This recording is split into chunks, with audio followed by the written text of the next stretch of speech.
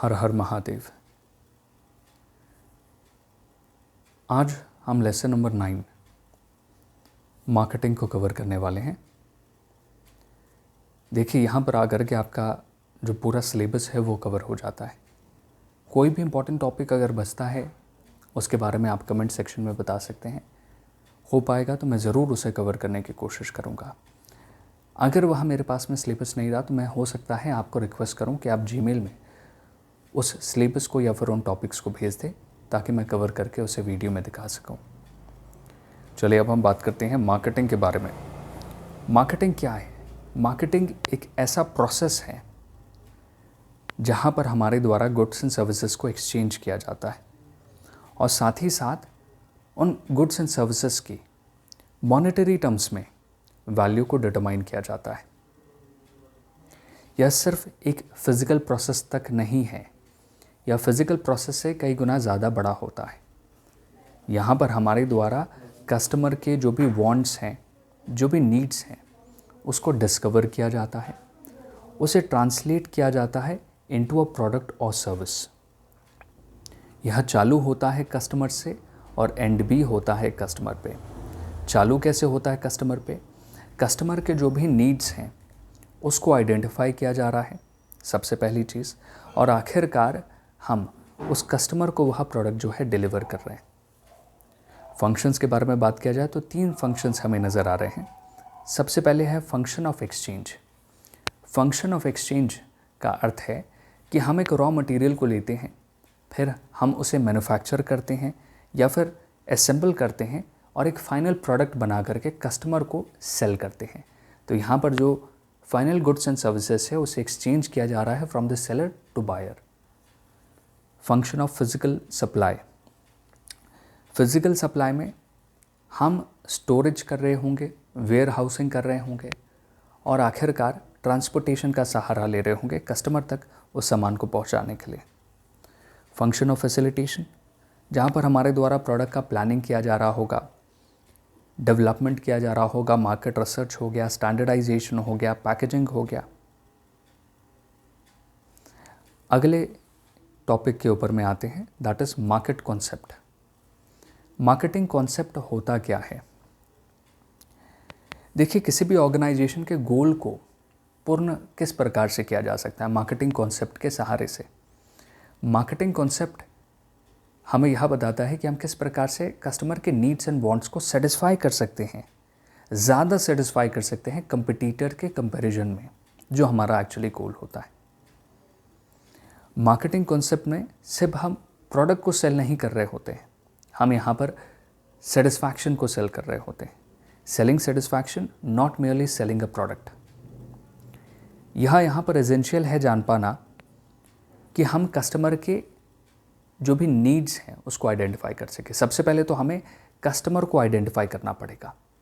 दूसरे नंबर पर identified customer के साथ में रैपो बिल्ड करना पड़ेगा, रैपोर्ट बिल्ड करना पड़ेगा। तीसरे नंबर पर हमें उसके नीड को आइडेंटिफाई करना है और चौथे नंबर पर हमें उसे डिलीवर करना पड़ेगा, वह सेटिस्फैक्शन थ्रू द प्रोडक्ट और सर्विस। तो 4 चीज़ें हमें यहाँ पर समझ में आते हैं मार्केटिंग कॉन्सेप्ट में। अगला है components of marketing concept. 3 components हमें नज़र आ रहे हैं। सेटिस्फैक्शन ऑफ कस्टमर, जैसे मैंने बताया कि मार्केटिंग कॉन्सेप्ट सेलिंग पर बेस्ड नहीं है, यहाँ बेस्ड है सेलिंग सेटिस्फैक्शन पर। दूसरी चीज़ है इंटीग्रेटेड मार्केटिंग। देखिए, हम मार्केटिंग को, प्रोडक्शन को और फाइनेंस को इंटीग्रेट करने की कोशिश करते हैं ताकि हम सेटिस्फैक्शन को डिलीवर कर सके। तीसरा है प्रॉफिटेबल सेल्स वॉल्यूम। देखिए, अगर आपका मार्केटिंग कॉन्सेप्ट प्रॉपर तरीके से ना बना जाए, आपकी मार्केटिंग सक्सेसफुल ना हो, तो आप प्रॉफिटेबल सेल्स नहीं कर सकते हैं। यह जानना ज़्यादा ज़रूरी है। अगली चीज़ है मार्केटिंग वर्सेस सेलिंग। मार्केटिंग और सेलिंग में क्या अंतर है? सेलिंग सीधा सा अर्थ है सेल्स, मार्केटिंग का अर्थ है सेलिंग सेटिस्फैक्शन। यह इससे ब्रॉडर टर्म है। मार्केटिंग एक ब्रॉडर टर्म होता है सेलिंग से। यहाँ पर एटीट्यूड का डिफरेंस हमें नज़र आता है सेलिंग और मार्केटिंग में। सेलिंग इनसाइड आउट पर्सपेक्टिव है, जिसका अर्थ है कि हम फैक्ट्री से शुरुआत करते हैं, जो हमारे पास में एग्जिस्टिंग प्रोडक्ट है उन पे ही हमारा फोकस रहता है। फिर हम उस एग्जिस्टिंग प्रोडक्ट में कुछ हल्के फुल्के हो सकते हैं बदलाव करें या फिर ना ही करें, उसे हम कस्टमर तक प्रमोशन के ज़रिए, सेलिंग टैक्टिक्स और खर्चे लगा करके पहुंचाते हैं। ठीक है, यहाँ पर हैवी एड कैंपेन या फिर प्रमोशन के टैक्टिक्स को यूज़ किया जाता है। मार्केटिंग आउटसाइड इन पर्सपेक्टिव है। आउटसाइड में कौन है? हमारा कस्टमर है। तो कस्टमर से हम जानकारी लेने की कोशिश करते हैं। जो रिस्पॉन्स हमारे द्वारा कैप्चर किया जाता है उसको मैनेजमेंट हो गया, जो हमारा ऑफिस है या फिर हमारा फैक्ट्री है वहाँ पर उसे प्रोसेस किया जाता है इनटू अ प्रोडक्ट या फिर एक सर्विस में, और उसे डिलीवर किया जाता है ताकि हम सेटिस्फैक्शन प्रदान कर सके कस्टमर को। तो मार्केटिंग एक ब्रॉडर टर्म है सेलिंग से। अगला है मार्केट सेगमेंटेशन। देखिए, जो सिमिलर प्रकार के कस्टमर होते हैं उनमें कुछ कैरेक्टरिस्टिक्स पाए जाते हैं। हर एक कस्टमर अलग प्रकार का होता है, अलग नीड होते हैं और उसे अलग प्रकार से सेटिस्फाई किया जा सकता है।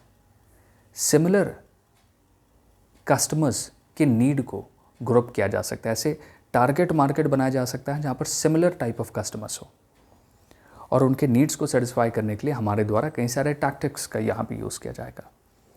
तो हम मार्केट को, यानी जो पूरा मार्केट है, उसे छोटे छोटे हिस्सों में डिवाइड करते हैं और उन सिमिलर ग्रुप्स में डिवाइड करते हैं जहाँ पर हम मार्केट को टारगेट कर सके। 4 हिस्से हैं जो हमारे लिए ज़रूरी हैं। सबसे पहले है ज्योग्राफिकल सेगमेंटेशन। ज्योग्राफी के बेस पे हमने सेगमेंट कर दिया मार्केट को। वहाँ अक्रॉस नेशन अगर हम देखें तो हम डिफ़र देखने को हमें मिलता है, जो मार्केटिंग टैक्टिक्स वगैरह यूज़ किए जाते हैं। हम हो सकता है नेशन वाइज देखें, स्टेट वाइज देखें, सिटी वाइज देखें, नेबरहुड की तरफ हमारा ध्यान हो। अगर हमें जलेबी फाफड़ा बेचना है, हमारा ध्यान गुजरात की तरफ होगा, तो हमारा जो अभी रीजन है, जो ज्योग्राफी है, वो हमने गुजरात की तरफ सेट कर रखा है। दूसरा है डेमोग्राफिक सेगमेंटेशन। देखिए, डेमोग्राफिक सेगमेंटेशन का सीधा सा अर्थ है कि आप डेमोग्राफिक तरीके से उसे तोड़ते हैं। जैसे उसका जेंडर क्या है, उसका एज क्या है, इनकम ग्रुप क्या है, फैमिली साइज़ क्या है, कुछ इस प्रकार से आप उनमें सिमिलैरिटीज़ फाइंड आउट करने की कोशिश करते हैं और उसे ग्रुप करते हैं। तीसरा है साइकोलॉजिकल वेरिएबल्स। कुछ कस्टमर्स में अगर आप देखेंगे तो उनके पर्सनालिटीज़ डिफ़र होते हैं, लाइफस्टाइल डिफ़र करता है, सोशल क्लास डिफ़र करता है। अब यह कुछ कॉमन कस्टमर से अलग होते हैं, इसलिए इन्हें हम सिंपल प्रकार का प्रोडक्ट नहीं दे सकते हैं। ये डिफरेंसेस हमें देखने को मिलेंगे। तो साइकोलॉजिकल वेरिएबल्स हैं। यहाँ पर हो सकता है कि हम इन्हें नॉर्मल कस्टमर को 10 रुपये का पेन बेच सकते हैं। इन्हें हो सकता है क्योंकि एक सोशल क्लास से आते हैं, स्टेटस सीकर होते हैं, हम इन्हें 100 रुपये के, 150 रुपये के पेन को भी बेच सकते हैं। तो ऐसे कस्टमर्स को फाइंड आउट करना। अगला है बिहेवियरल सेगमेंटेशंस। किसी ऐड को देख करके, किसी इमेज, वीडियो, किसी भी प्रकार की चीज़ को देख करके जो रिस्पॉन्स कस्टमर के द्वारा हम कैप्चर करते हैं, वहाँ से हमें उसके बिहेवियर के बारे में पता चलता है। ऐसे कस्टमर्स को हमारे द्वारा टारगेट किया जाता है जहाँ पर similar type of behaviour responses हमें देखने को मिले। तो बिहेवियरल सेगमेंटेशन हो गया। चलिए, अगला जो हमारा टॉपिक है वो है मार्केटिंग मिक्स। मार्केटिंग मिक्स क्या है? Systematic and balance combination of 4 inputs. देखिए, जो 4 इनपुट्स जिसके बारे में अभी हम पता करेंगे वो एक प्रकार से इम्पॉर्टेंट होता है, बहुत ही ज़्यादा ज़रूरी होता है और यही कंस्टिट्यूट करता है किसी भी कंपनी के मार्केटिंग सिस्टम को, उसके कोर को। देखिए, मार्केटिंग मिक्स में हमें समझने की क्या ज़रूरत है। 4 P's ऑफ मार्केटिंग।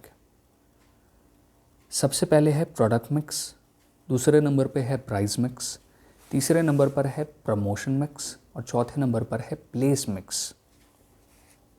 एक एक करके हम डिस्कस करेंगे। सबसे पहले सबसे महत्वपूर्ण है product. A product is anything that can be offered to a market that might satisfy a want और नीड। सरल भाषा में बोला जाए तो प्रोडक्ट वह चीज़ है जो किसी भी कस्टमर को डिलीवर किया जाता है कस्टमर के नीड्स और वांट्स को सेटिस्फाई करने के लिए। दो प्रकार के हमारे प्रोडक्ट्स होते हैं, सबसे पहले कंज्यूमर प्रोडक्ट होता है, दूसरे नंबर पर इंडस्ट्रियल प्रोडक्ट होता है। कंज्यूमर प्रोडक्ट एक ऐसा प्रोडक्ट होता है जहां पर हम जिस प्रोडक्ट को मैन्युफैक्चर कर रहे होते हैं यह इसके फर्दर प्रोसेस में कंज्यूम ही किया जाएगा। दूध है, जैसे हम चाय के लिए या फिर किसी भी और प्रोसेस के लिए, किसी भी चीज़ के लिए हम उसे आगे ले करके बढ़ेंगे। लेकिन वहीं पे इंडस्ट्रियल प्रोडक्ट यानी कि ऐसा कोई प्रोडक्ट जो अभी फर्दर यूज़ किया जाएगा। हो सकता है कि आप एक ऐसा ऑर्गेनाइजेशन है जो स्टील ओर को स्टील प्लेट्स में कन्वर्ट करता है, लेकिन अब ये स्टील प्लेट्स आगे जाएंगे और यह जो है सेल होंगे किसी कार मैन्युफैक्चरर को या फिर किसी भी और इंडस्ट्री को, तो इंडस्ट्रियल प्रोडक्शन यानी फर्दर उसे वापस यूज़ किया जाएगा। लेकिन यहाँ पर यह यूज़ एक ही बार होगा, उसके अलावा नहीं यूज़ होगा। क्लासिफिकेशन ऑफ प्रोडक्ट्स, ये 4 कैटेगरी है जिसमें हम क्लासिफाई कर पाते हैं हमारे प्रोडक्ट को। देखिए, सबसे पहले है कन्वीनियंस प्रोडक्ट। कन्वीनियंस प्रोडक्ट एक ऐसा प्रोडक्ट होता है जो काफ़ी ईजिली ज़्यादातर जनरल स्टोर्स में आपको मिल जाएगा। दूसरी बात, यह काफ़ी फ्रिक्वेंटली कंज्यूम किया जाता है। तीसरी बात, यह थोड़ा सस्ता आता है और सस्ता लो वैल्यू भी होता है इसका। कन्वीनियंस प्रोडक्ट में भी 3 कैटेगरीज में इसको डिवाइड किया गया है। सबसे पहले स्टेपल प्रोडक्ट है। स्टेपल प्रोडक्ट यानी ऐसा प्रोडक्ट जो ज़्यादातर आपके फैमिली के द्वारा कंज्यूम किया जाता है। एक बार अगर आपने हैबिट बना लिया तो आप इसे रेगुलर बेसिस पे यूज़ करते हैं। जैसे उदाहरण के तौर पे अगर आप मिल्क लेना चालू कर दें, ब्रेड लेना चालू कर दें, बटर लेना चालू कर दें, आप उसे एक बार चालू करेंगे दूध लेना तो आप बार बार दूध लेंगे, हर दिन दूध लेंगे। दूसरे नंबर पर है इम्पल्स प्रोडक्ट। इम्पल्स प्रोडक्ट यानी ऐसे प्रोडक्ट होते हैं जो अचानक से आपकी ज़रूरत बन जाते हैं। आप एक दुकान पे गए, आप वहाँ पे दूध लेने गए थे, लेकिन आपको टॉफ़ी नज़र आया तो आपने बोला एक टॉफ़ी भी दे देना 2 रुपए वाली। इम्पल्स प्रोडक्ट ऐसे प्रोडक्ट होते हैं जो सडनली आप जो है डिसाइड करते हैं लेना, पहले से आप प्लान करके नहीं आते। तीसरे नंबर पर है इमरजेंसी प्रोडक्ट। इमरजेंसी प्रोडक्ट यानी ऐसे प्रोडक्ट जो इमरजेंसी टाइम पे यूज़ किए जाते हैं। आपको रेज़र की ज़रूरत पड़ सकती है, शेविंग क्रीम की ज़रूरत पड़ सकती है, ये इमरजेंसी प्रोडक्ट होंगे। Shopping product. शॉपिंग प्रोडक्ट वह प्रोडक्ट होते हैं जिसको लेने समय में आप थोड़ा सोच विचार करते हैं, कंपैरिजन करते हैं, फ्रिक्वेंटली आप परचेज़ नहीं करते हैं और ऐसा भी हो सकता है कि ये सस्ते ना आए। गौर किया जाए तो हमारे कपड़े हो सकते हैं, हम फ्रिज लेने जा रहे हैं, वॉशिंग मशीन लेने जा रहे हैं, etcetera. Speciality product special type of customers के लिए डिज़ाइन किए जाते हैं। यह स्पेशल पर्पस को फुलफ़िल करने के लिए बनाए जाते हैं। एग्जाम्पल के तौर पे आप एक नॉर्मल चश्मा खरीदते हैं। जब आप एक नॉर्मल चश्मा खरीदते हैं तो आप हो सकता है उसे 100 रुपये में खरीदें। वहीं पे कुछ लोग रैनबे के ग्लासेस लेते हैं, कुछ लोग नॉर्मल एशिया को हटा करके मित्सुबिशी की तरफ जाते हैं। तो स्पेशल पर्पस के लिए जो बनाए जाते हैं, हैवी लोड के लिए बनाया जाता है, इस वजह से उसे यूज़ किया जा रहा है इसलिए। अगला है अनसॉर्ट प्रोडक्ट। ऐसे प्रोडक्ट होते हैं जो अभी भी आपको उसकी जानकारी नहीं है। दूसरी बात, या तो वो एग्जिस्ट ही नहीं करता मार्केट में। तीसरी बात कि आप उसे लेना ही नहीं चाहते, अभी आपको उसकी ज़रूरत नहीं है, जैसे लाइफ इंश्योरेंस पॉलिसी हो गई। ठीक है।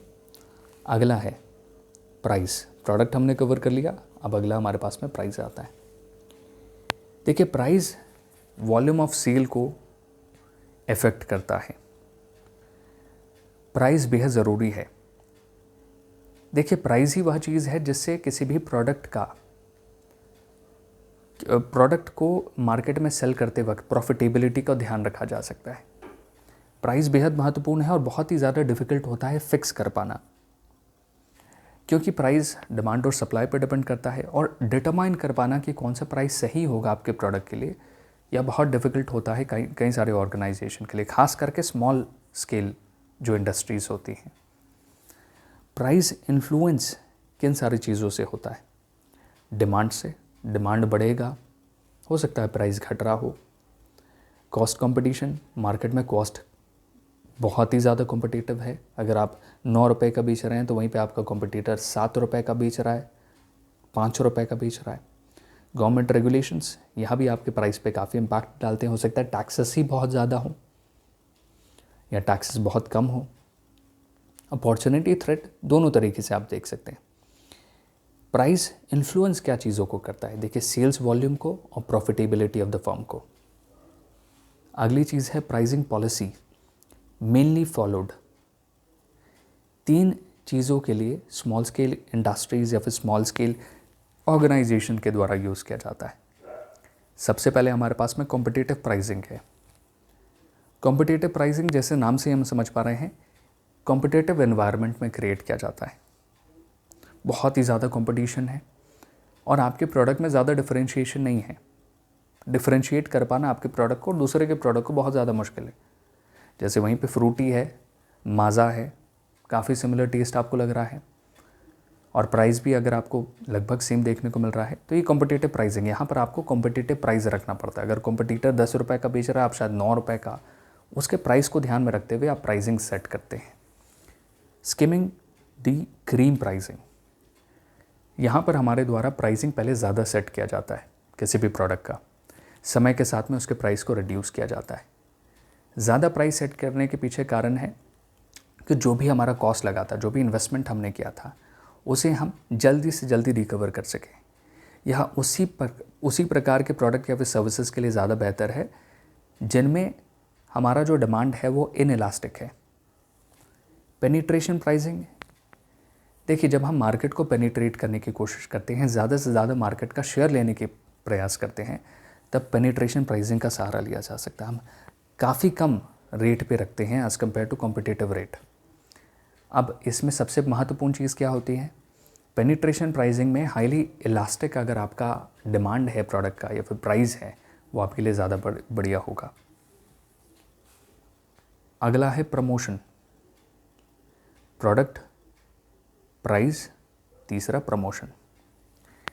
देखिए, प्रमोशन क्या होता है? प्रमोशन मिक्स, यहाँ पर हम अपने प्रोडक्ट के बारे में अपने टारगेट मार्केट को कम्युनिकेट करने की कोशिश करते हैं, उनके बीच उसे प्रमोट करने की कोशिश करते हैं। यहाँ पे मैंने लिखा है कम्युनिकेट करना, प्रमोट करना अपने प्रोडक्ट को टारगेट मार्केट के बीच में। चौथा है प्लेस। प्लेस बेहद महत्वपूर्ण है। प्लेस का सीधा सा अर्थ है कि किस लोकेशन को आप टारगेट कर रहे हैं और क्या डिस्ट्रीब्यूशन का सिस्टम आपके द्वारा रखा जाएगा। ठीक है, अब देखिए, यहाँ पर हमें जानना क्या ज़रूरी है? Decision about the channel of distribution.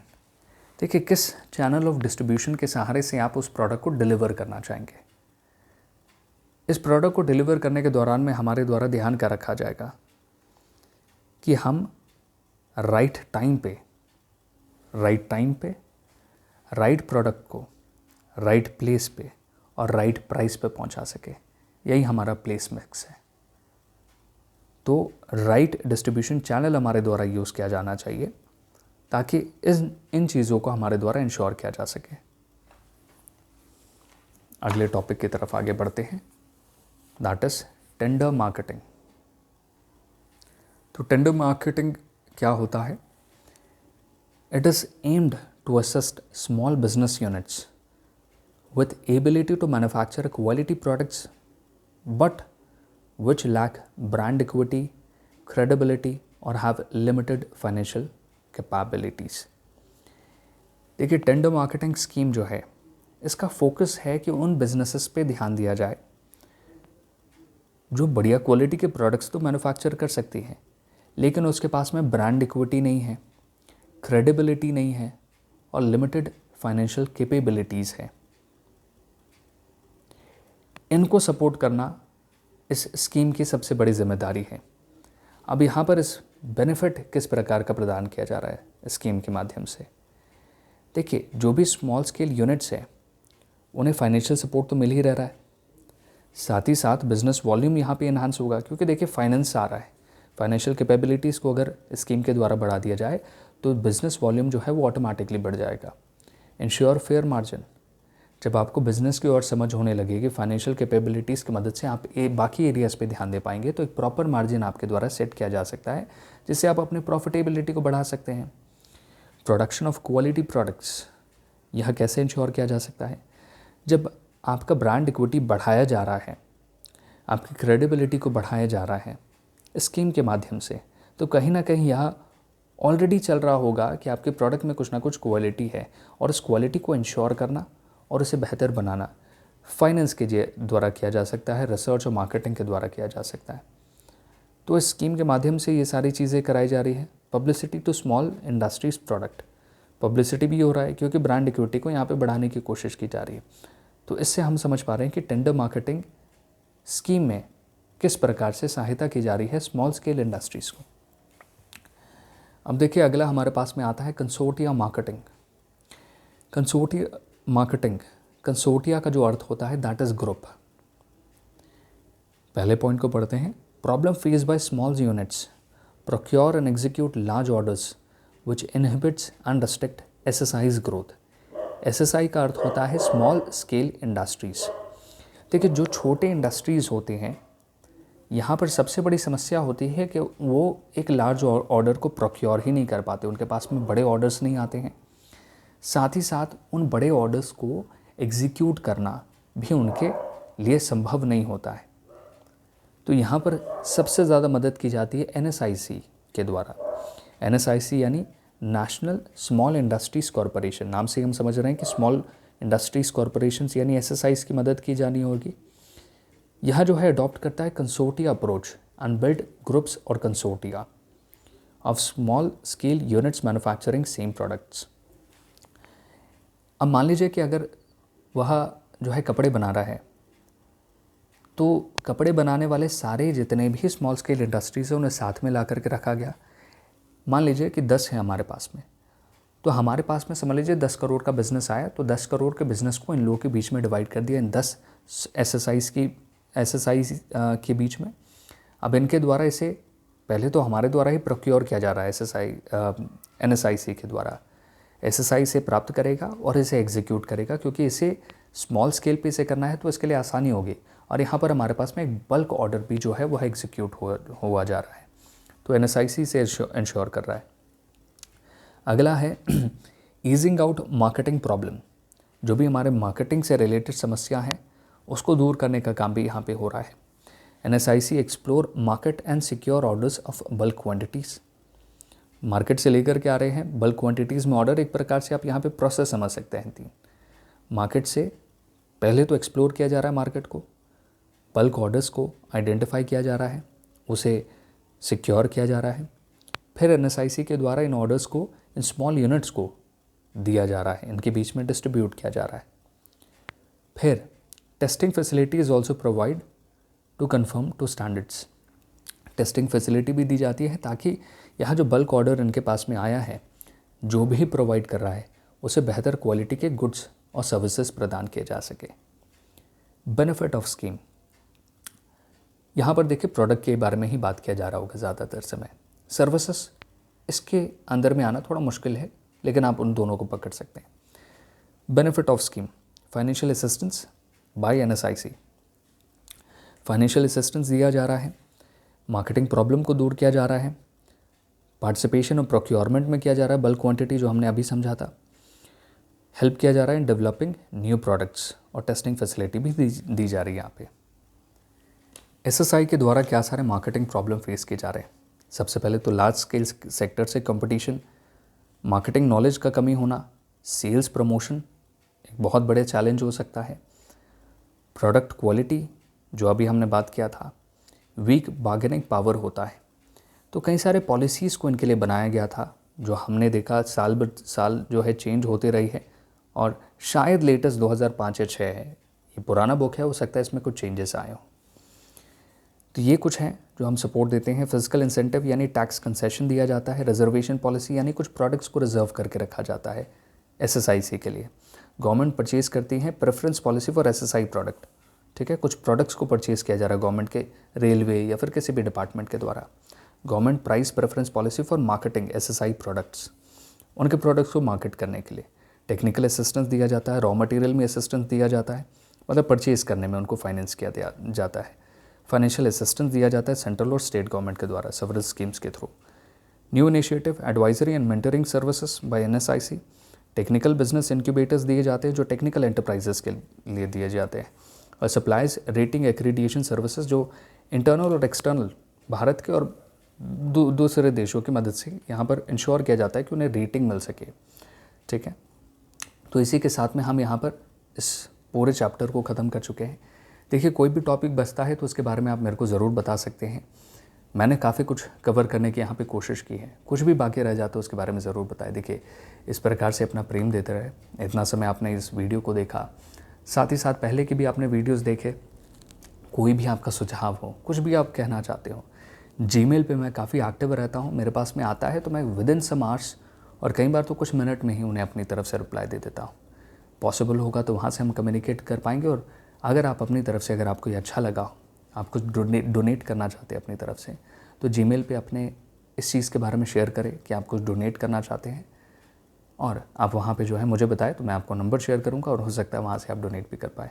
चलिए, अगर आपको अच्छा लगा हो, बहुत बहुत धन्यवाद। इतने समय आपने बड़े ही आराम से इन सारे वीडियोज़ को देखा, और ऐसे ही प्रभु आप पे भी कृपा बरसाए रखे। हर हर महादेव।